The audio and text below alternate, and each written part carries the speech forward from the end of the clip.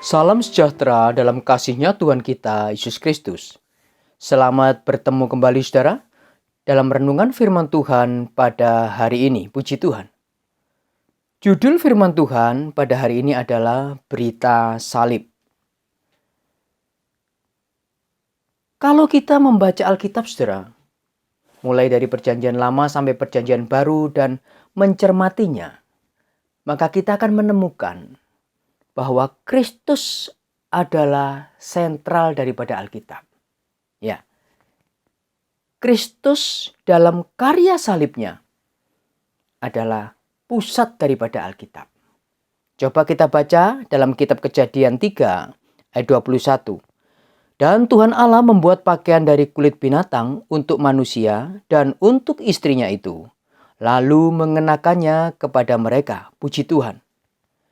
Dikatakan pakaian dari kulit binatang, saudara, menunjukkan adanya binatang yang dikorbankan. Tetapi belum jelas binatangnya.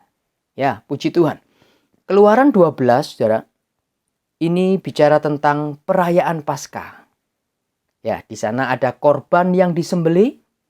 Jenis binatangnya sudah jelas, yaitu kambing atau domba yang berumur 1 tahun dan tidak bercela. Puji Tuhan.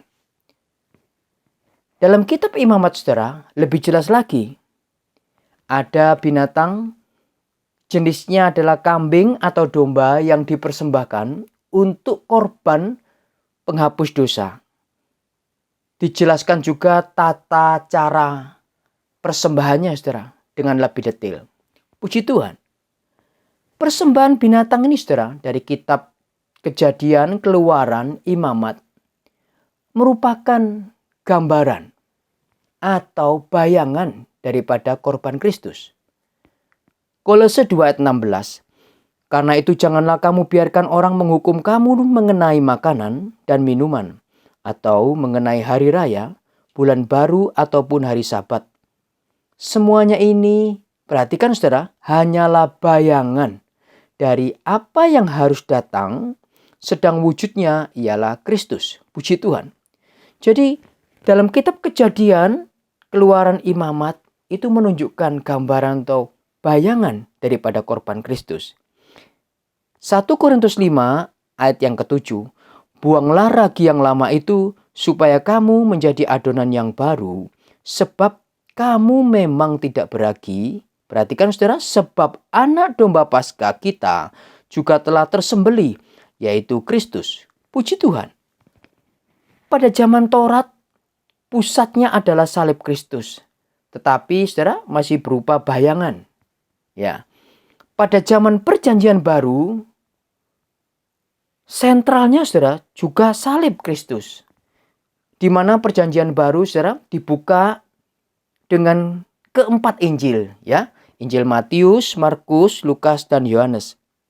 Di mana dalam Injil Matius, berita tentang salib dituliskan sebanyak 4 kali.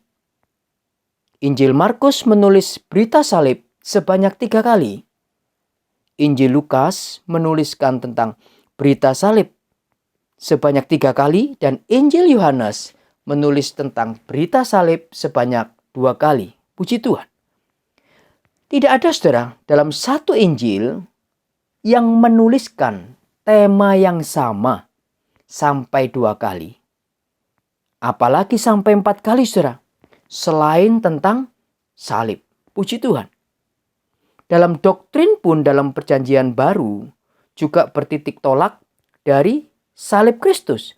Coba kita baca dalam 1 Korintus 2 ayat 1 sampai 2.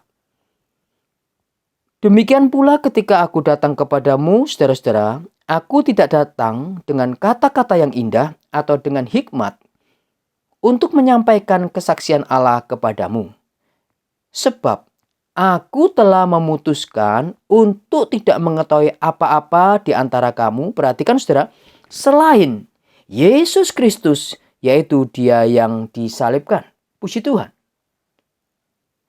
2 Timotius 2 ayat 8. Ingatlah ini, Yesus Kristus yang telah bangkit dari antara orang mati, yang telah dilahirkan sebagai keturunan Daud, perhatikan saudara, itulah yang kuberitakan dalam Injilku. Puji Tuhan.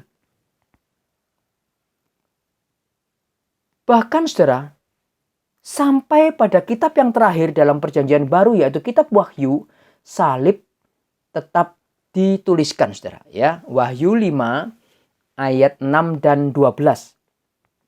Maka aku melihat di tengah-tengah tahta dan keempat makhluk itu, dan di tengah-tengah tua-tua itu berdiri seekor anak domba seperti telah disembelih, bertanduk 7 dan bermata 7. Itulah ketujuh roh Allah yang diutus ke seluruh bumi.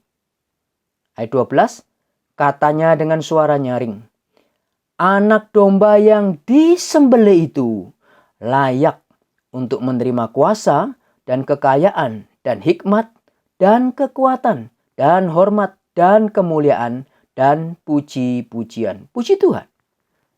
Luar biasa ini saudara. Dari kitab Kejadian sampai kitab Wahyu, bahkan doktrin pengajaran, semuanya berpusat kepada salib Kristus. Puji Tuhan. Bahkan saudara, Alkitab menuliskan, untuk semua hamba Tuhan, pendeta, supaya mengkhotbahkan tema salib ini saudara, minimal 1 kali dalam sebulan. Ya, coba kita baca dalam 1 Korintus 11 ayat 24 sampai 26. Dan sesudah itu ia mengucap syukur atasnya, ia memecah-mecahkannya dan berkata, inilah tubuhku yang diserahkan bagi kamu. Perbuatlah ini menjadi peringatan akan aku. Demikian juga ia mengambil cawan sesudah makan lalu berkata, cawan ini adalah perjanjian baru yang dimeteraikan oleh darahku. Perbuatlah ini setiap kali kamu meminumnya menjadi peringatan akan aku. Perhatikan saudara.